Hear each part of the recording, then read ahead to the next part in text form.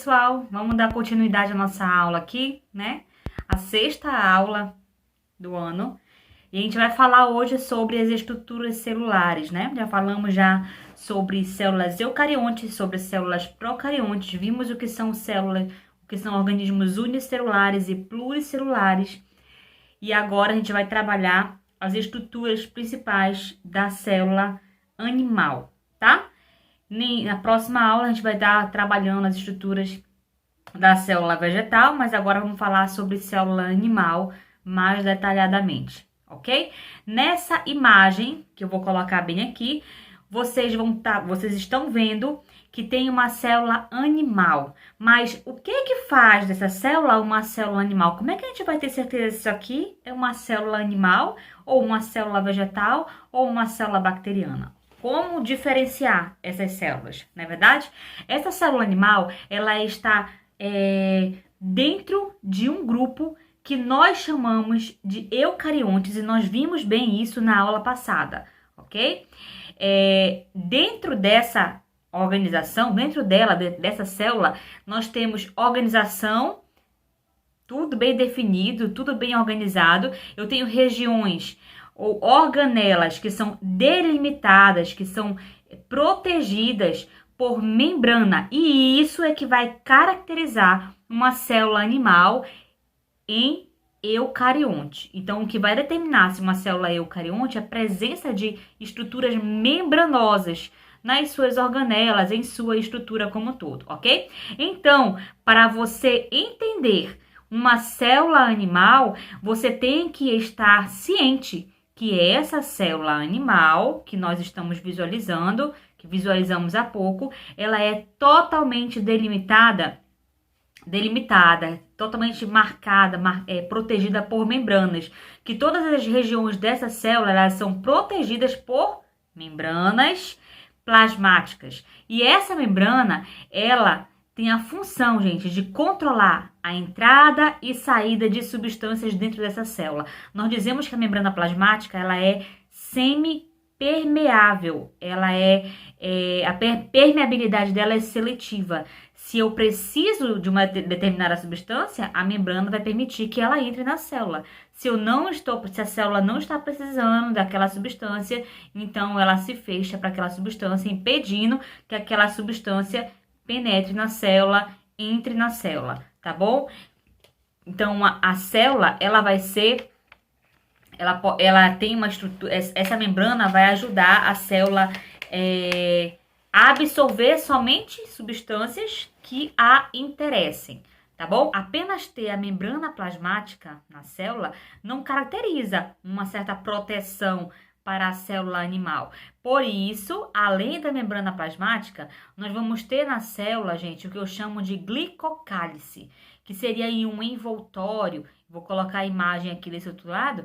O glicocálice seria um envoltório que ajuda a célula a se proteger de organismos externos, de organismos estranhos para aquela célula ali, tá? Esse glicocálice, gente, vai servir como se fosse um receptor que vai reconhecer células estranhas diferentes daquela ali, que poderiam, por exemplo, afetar aquela célula, e vai dessa forma proteger essa célula contra esses corpos estranhos, tá bom?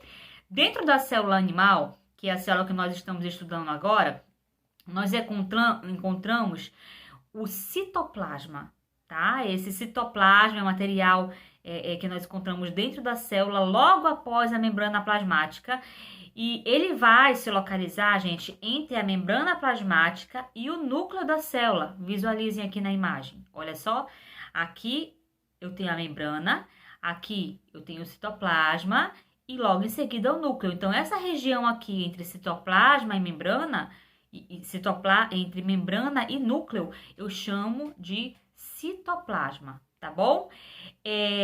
Então, o que estiver ali dentro dessa região, nessa região que eu tô mostrando aqui na imagem de vocês, o que tiver aqui nessa imagem aqui para vocês, o que tiver nessa região aqui, entre essas duas estruturas aqui, será chamado de citoplasma.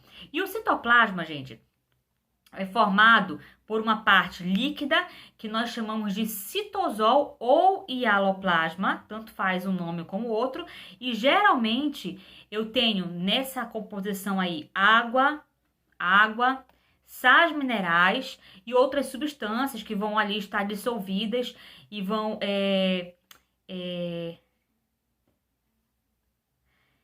outras substâncias que estarão ali dissolvidas, que vão ser necessárias para manter a célula, tá? Para a nutrição dessa célula. Quando a gente fala, gente, de membrana nuclear que é banhada pelo citoplasma, nós estamos falando aí, nessa questão, de envoltório, né? De algo que está envolvendo determinada coisa. De envoltório mais importante de uma célula eucarionte. Então, a membrana nuclear seria o envoltório mais importante de uma célula eucarionte. Por quê? Será que alguém sabe me dizer? Porque ali dentro do núcleo eu tenho o quê? O material genético da célula, ou o DNA. Então, tem que estar muito bem protegido ali, tá bom? E esse envoltório que eu tenho ao redor do núcleo, vai determinar se a célula é eucarionte ou se a célula é procarionte. Lembra que eu falei para vocês que a célula eucarionte, que é a nossa célula, possui esse envoltório ao redor do núcleo. Já a célula procarionte não possui esse envoltório. Então, o material genético da célula procarionte está mergulhado no citoplasma. Já o material genético da célula eucarionte está protegido, muito bem guardado, dentro do núcleo. Protegido por essa membrana nuclear. Então, veja aí mais uma vez a presença de membrana numa célula eucarionte, numa célula, caso que a gente está estudando, uma célula animal, tá bom? Nessa imagem que eu vou colocar aqui para vocês, dá uma olhadinha aí, você está vendo um núcleo que tem essa membrana em volta dele. Dá uma olhadinha aí. Aí eu tenho o núcleo e eu tenho uma membrana ao redor do núcleo que vai proteger esse material genético, tá bom? Ok? Deu para visualizar, entender bem isso aí? Toda célula que tem essa organização, gente, vejam aí a imagem. Um núcleo ao redor, uma proteção ao redor do núcleo, eu digo que essa célula é eucarionte. Tá bom? E nesse caso aqui, nós estamos olhando o núcleo de uma célula animal, que é a célula justamente que está em foco aqui nesse momento, tá bom? Mas, e aí? Existem outras estruturas que estão presentes também no citoplasma, que têm uma grande importância para a célula. Então, não são só as membranas, o núcleo. Eu tenho outras estruturas que também são muito importantes para a célula animal, como, por exemplo, a presença de citoesqueleto e ribossomos. Professora, mas ribossomos não seria ali uma organela? Porque a senhora vai falar agora do ribossomo aqui, junto com o exoesqueleto. Já vou explicar, tá bom? O exoesqueleto, vamos falar primeiro sobre exoesqueleto? Vou colocar a imagem aqui para vocês. O exoesqueleto, o citoesqueleto, desculpa, a função dele é dar sustentação e ajudar na forma da célula, posicionando o transporte de algumas substâncias dentro da célula. Essa vai ser a função, então, do citoesqueleto, tá bom? A outra estrutura que tem no citoplasma, gente, são os ribossomos, né? Por que eu não coloquei os ribossomos quando não falo só um pouquinho mais lá na frente, juntamente com as outras. Por que eu coloquei ele separado? Porque ele é uma organela não membranosa, uma organela que não possui membrana. Então, eu coloquei ele aqui para a gente falar logo sobre ele, tá bom? Então, todas as organelas aí possuem membrana, aquela membrana que é a proteção que fica ao redor da organela, mas o ribossomo não tem essa membrana aí, por isso que eu trouxe ele para cá para falar logo para vocês, tá bom? Ele tem apenas um conjunto de proteínas e ele vai ter a função, deixa eu colocar logo a imagem aqui para vocês, olha só a imagem, ele vai ter a função principal de ler o RNA mensageiro, isso aí são cenas para próximos capítulos, a gente não vai falar sobre isso agora, e transformar esse RNA mensageiro em proteína, tá bom? Mas dentro do citoplasma nós temos também outras estruturas, nós temos organelas citoplasmáticas, que são membranosas, que possuem membranas, que as envolvem, que as protegem, tá? E essas organelas, elas têm várias funções, podem assumir várias funções dentro da célula.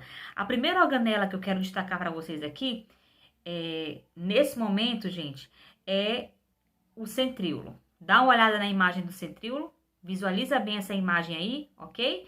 Ele é exclusivo de células animais, ele é muito importante na divisão celular. Quando a gente for trabalhar a divisão celular, a gente vai ver que os centríolos, eles são essenciais para que a célula se divida de forma correta. Aqui nessa imagem que eu coloquei para vocês, voltando para ela aí, eles aparecem duplicados, tá? Mas, normalmente, nós consideramos apenas uma molécula cheia de filamentos de proteínas. Nós não consideramos as duas, mas, no entanto, a imagem veio assim, ok? Outra organela que nós temos que estudar, que ela também acredito eu, todas são importantes, né? Mas eu quero destacar essa daí para vocês, gente, que existe dentro da célula, é o retículo endoplasmático. E nós temos dois tipos de retículos endoplasmáticos dentro da nossa célula.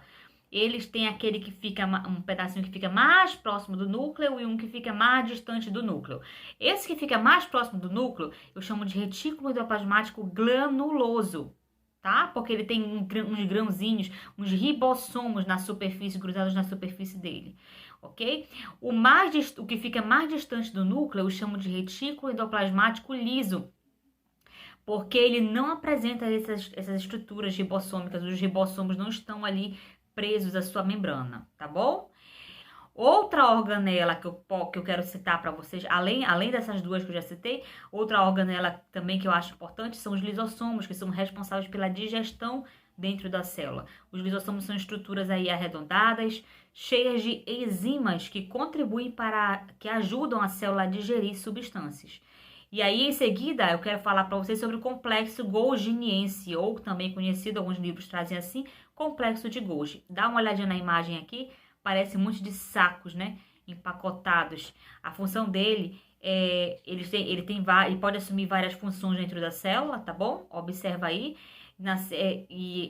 Uma das principais dela está relacionada com ele está relacionado com todas as outras organelas. Geralmente ele vai armazenar substâncias ou excretar substâncias de dentro da célula. Ele empacota, armazena e libera essas substâncias aí para fora da célula. E não mais ou menos importante, mas é uma organela que está presente em praticamente todas as células que nós conhecemos, é a mitocôndria. A mitocôndria é uma organela responsável pela respiração celular.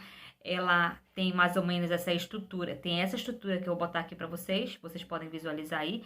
E a função dela é ajudar a célula a desenvolver a sua respiração.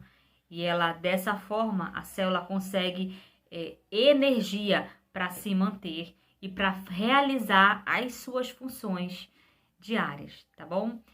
Ficamos por aqui, concluímos então aqui a parte de células animais, e aí a aula que vem a gente vai trabalhar as células vegetais, vamos entender mais ou menos como elas funcionam, e não quero aprofundar muito esse assunto com vocês, né, porque nós estamos trabalhando aqui com alunos de 7º ano ainda, mas aí eu acho que isso que a gente trouxe já dá uma noção geral de como a célula animal é constituída, tá bom?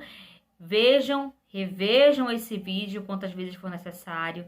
Se tiver alguma dúvida, marca aqui nos comentários ou mandem pelo WhatsApp, tá? Nós estamos disponíveis aí para tirar todas as dúvidas de vocês da melhor maneira possível, ok? Um forte abraço e até a próxima aula. Tchau!